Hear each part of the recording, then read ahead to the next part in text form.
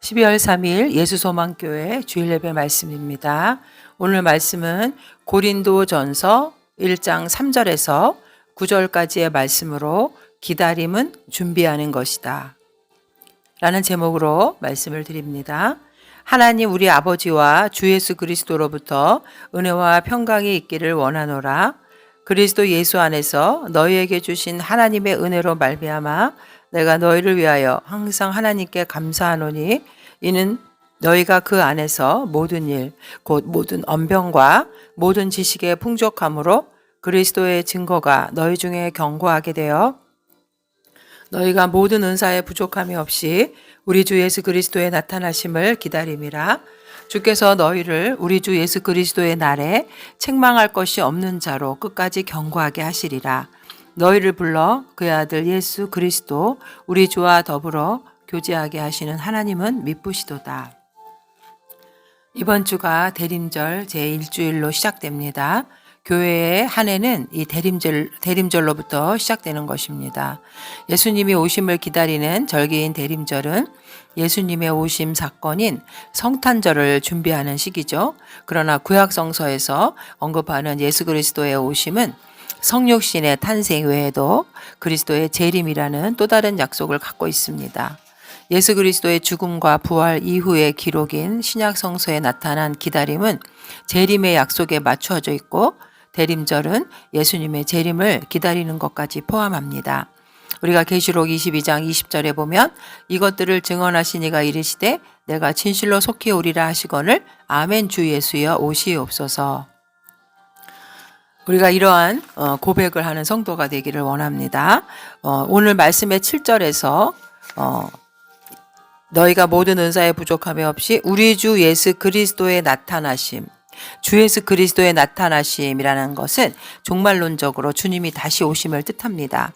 주님이 다시 오시는 날은 8절에 주 예수 그리스도의 날인데 이 주님의 날은 구약성서에서 여호와의 심판의 날로 말하고 있습니다.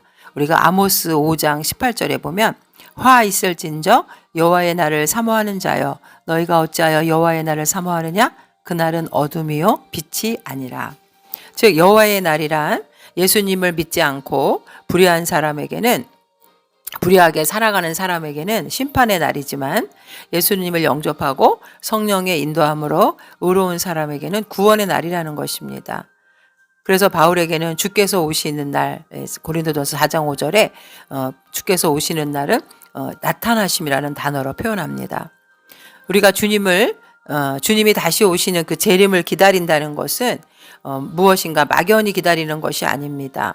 기다림의 대상 예수님을 이 세상에서 이 땅에서 경험하기 위해 준비하는 기다림을 말합니다. 기다림의 대상은 예수 그리스도이고 오시는 예수 그리스도를 이 땅에서 경험하기 위한 그리스도인의 준비는 바로 하나님께서 주신 선물, 받은 은사를 가지고 사용하면서 이웃을 위해 사용하면서 살아가는 것입니다. 은사란 하나님의 은혜가 구체적으로 성도들의 삶에서 실현된 것을 말하는데 대림절의 기다림이라는 것은 이미 오셨고 또 지금도 성령으로 우리와 함께 하시며 앞으로 재림하실 예수 그리스도를 대망하는 것을 말합니다. 우리는 이 땅에서 예수님의 재림을 준비하는 그러한 삶을 살아가는 성도가 되어야겠습니다. 오늘 말씀을 통해서 대림절을 맞이해서 주님의 오심을 기다리는 성도의 삶은 어떠한 삶인지 함께 살펴보기로 하겠습니다. 재림을 기다리는 성도의 삶은 구원받은 은혜를 감사하며 준비하는 삶입니다. 4절에 보면 그리스도 예수 안에서 너희에게 주신 하나님의 은혜로 말미암아 내가 너희를 위하여 항상 하나님께 감사하노니. 하나님의 은혜로 감사한다고 바울은 고백합니다.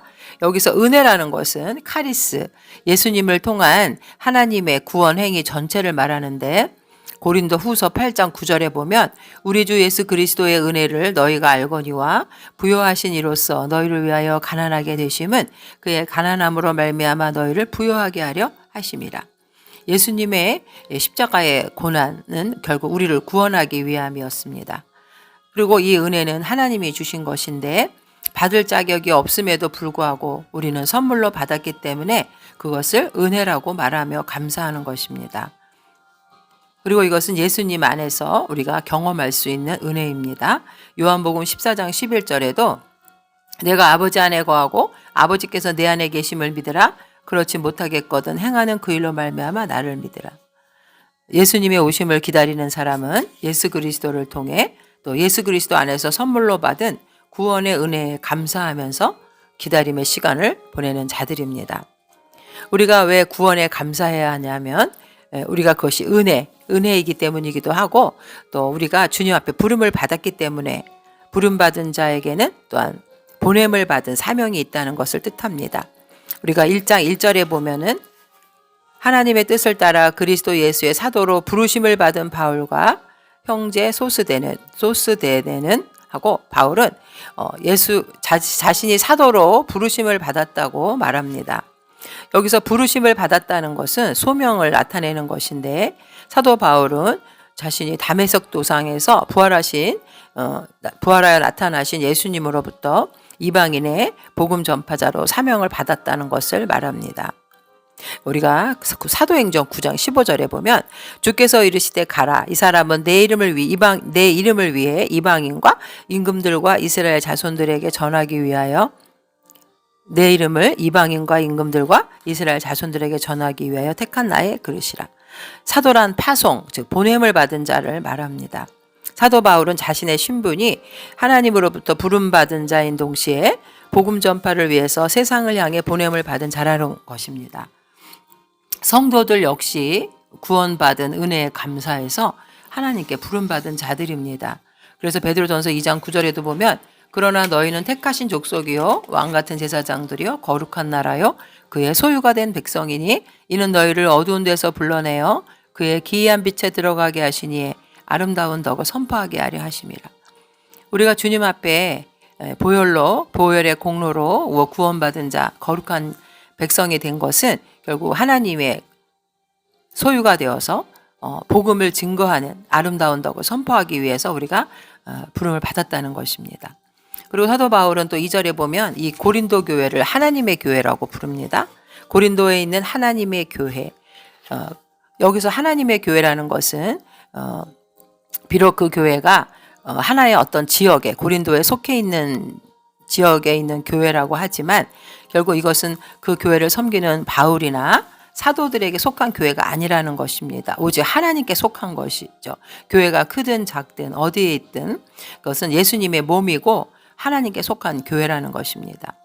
고린도전서 10장 27절에 너희는 그리스도의 몸이요 지체의 각 부분이라. 몸된 그리스도의 몸된 교회 안에 우리 성도들은 지체로서 사명이 있다는 것입니다. 그리고 그들은 예수 그리스도 안에서 거룩함을 입은 자들, 부름받은 성도들이라는 것이죠. 이 교회란 에클레시아, 부름받은 거룩한 성도들의 모임인데 주님께서는 마지막 시대에 이 교회를 통해서 인간을 거룩함으로 부르시고 또 그것들을 통해서 거룩한 사람들을 만들기를 원하십니다. 레위기 22장 32절에도 나는 너희를 거룩하게 하는 하나님이라. 우리가 구원받은 목적은 결국 우리가 하나님의 거룩한 백성으로서 살아가기 위함인데 우리가 구원의 과정을 좀 구체적으로 7가정으로 나누면 주님이 제일 먼저 찾아오시는데 선행 은총, 하나님의 은혜가 먼저 앞선다는 거죠. 우리 타락한 인간은 아담과 하와 이래 불순종으로 인해서 그 하나님의 형상을 잃어버리고 타락했기 때문에 하나님을 찾아갈 수가 없습니다. 그래서 하나님께서 먼저 찾아오시는 것을 선행 은총이라고 하는데 주님이 우리에게 복음을 통해서 주님을 알려주실 때 우리가 회개하고 또 칭의, 의인이라고 의롭다함을 받고 중생, 하나님의 자녀로 거듭나서 성화되어 가서 이 땅에서 그리스도의 완전까지 물론 100% 완전할 수는 없지만 주님이 인정해 주시는 완전까지 가서 천국에 가서 영화로운 하나님의 거룩한 백성이 되는 것입니다. 결국 우리는 이 구원의 은혜를 통해서 하나님 앞에 더 감사하는 삶 그리고 이 땅에서 성화되어 가는 삶으로 하나님께 영광 돌리는 자녀가 되어야 합니다. 두 번째 재림을 준비하는 그리스도인의 삶은 예수 그리스도를 증언하면서 준비하는 삶입니다. 5절과 6절에 보면 이는 너희가 그 안에서 모든 일 곧 모든 언변과 모든 지식의 풍족함으로 그리스도의 증거가 너희 중에 견고하게 되어 모든 구변, 모든 지식이라는 것은 예수 그리스도의 교회의 진리를 말합니다. 그리스도의 인격과 사역에 기초한 구체적인 지식을 말하는데 빌립보서 3장 8절에 보면 또한 모든 것을 해로 여김은 내 주 그리스도 예수를 아는 지식이 가장 고상하기 때문이라. 내가 그를 위하여 모든 것을 잃어버리고 배설물로 여김은 그리스도를 얻고. 사도 바울은 세상적으로도 학벌적으로도 가문이로도 어느 것 하나 부족함이 없는 자였지만 예수 그리스도를 아는 지식을 가장 고상하게 생각하고요. 다른 것들은 배설물로 여겼습니다. 왜 그러냐 하면 이 복음이라는 것은 사람의 생명을 살리는, 영원한 생명을 살리는 말씀이기 때문입니다. 그래서 요한복음 17장 3절에도 영생은 곧 유일하신 참 하나님과 그가 보내신 자 예수 그리스도를 아는 것이니라. 복음은 바로 영원한 생명을 얻는 것이기 때문입니다. 그리고 이 복음은 성령의 은총으로 증거됩니다. 복음을 듣고 하나님 앞에 죄인에서 의인으로 인정받은 자는 성령의 인도함으로 인해서 인격이 변화되고 그 성령을 통해서 은사가 나타납니다. 결국 데살로니가전서 1장 5절에도 보면 이는 복음이 너희에게 말로만 이른 것이 아니라 또한 능력과 성령과 큰 확신으로 된 것임이라. 우리가 너희 가운데서 너희를 위하여 어떤 사람이 된 것은 너희가 아는 바와 같으니라. 복음 전파의 처음과 끝은 바로 성령님의 역할을 하시는 겁니다. 우리가 복음을 전하지만 그가 복음을 받아들이고 예수님을 영접하고 하나님의 자녀가 되는 것은 바로 성령께서 하시는 일이라는 겁니다. 죄인을 하나님 앞에서 의롭다고 인정하고 성령님의 인정함으로 인해서 성령님의 은혜 안에서 거룩하게 살게 함으로써 죄인을 위해 그의 생명을 주신 그리스도의 구원을 가능케 한 것이 모두 하나님의 지혜인 것이죠. 이것이 바로 예수님의 십자가 안에 담겨 있는 내용, 복음인 것입니다. 따라서 교회는 세상적 지혜나 말로 유의가 아닌 그리스도의 십자가만을 자랑하는 자가 되어야 합니다. 그래서 고린도전서 1장 18절에도 십자가의 도가 멸망하는 자들에게는 미련한 것이요 구원을 받는 우리에게는 하나님의 능력이라. 하나님은 전도를 통해서 세상 사람들이 미련하게 보는 전도를 통해서 구원하기를 원하시는 것입니다. 당시 고린도 교회 성도들에게는 언변과 지식이 매우 풍부했습니다. 그러나 그것들로 인해서도 문제들이 많이 발생했죠. 그래서 고린도전서 1장 5절과 7절에도 보면 그들이 어린아이와 같이 미성숙하고 신령하지 못하다고 말합니다. 고린도전서 3장 3절과 4절에 보면 너희는 아직도 육신에 속한 자로다. 너희 가운데 시기와 분쟁이 있으니 어찌 육신에 속하여 사람을 따라 행함이 아니리요. 어떤 이는 말하되 나는 바울에게라 하고 다른 이는 아볼로에게라 하니 너희가 육의 사람이 아니리요. 그래서 사도 바울이 여기서 하고자 하는 얘기는 모든 은사와 지식보다 더 중요한 것은 사랑이라고 말합니다. 고린도전서 13장에도 보면 우리가 사랑장이라고 해서 결국 내 몸을 불사르게 내어줄지라도 사랑이 없으면 아무것도 아니라고 말하고 있죠. 오직 사랑의 말, 풍성히 가져야 할 지식은 사랑의 말이고 예수 그리스도를 아는 지식을 말합니다. 사랑의 언어와 예수님의 복음을 아는 지식이야말로 그리스도에 대한 증언이 공동체 안에서 튼튼하게 자리 잡게 하는 요소가 되는 것이고 그리스도에 대한 증언을 견고하게 하는 일은 오시는 예수 그리스도를 기다리는 준비가 되는 것입니다. 우리가 히브리서 4장 12절에도 보면 하나님의 말씀은 살아있고 활력이 있어 좌우의 날선 어떤 검보다도 예리하여 혼과 영감이 관절과 골수로 찔러 쪼개기까지 하며 또 마음의 생각과 뜻을 판단하나니. 복음을 듣고 하나님의 자녀가 영접하고 하나님의 자녀가 된 자에게는 이미 복음의 능력이 주어져 있습니다. 우리는 그냥 하나님이 주신 생명의 말씀, 성경에 기록된 그 말씀을 그대로 믿고 선포하면 놀라운 능력, 복음이 바로 우리의 것이 됩니다. 그래서 요한복음 1장 12절에도 영접하는 자, 곧 그 이름을 믿는 자에게는 하나님의 자녀가 되는 권세를 주셨다고 했습니다.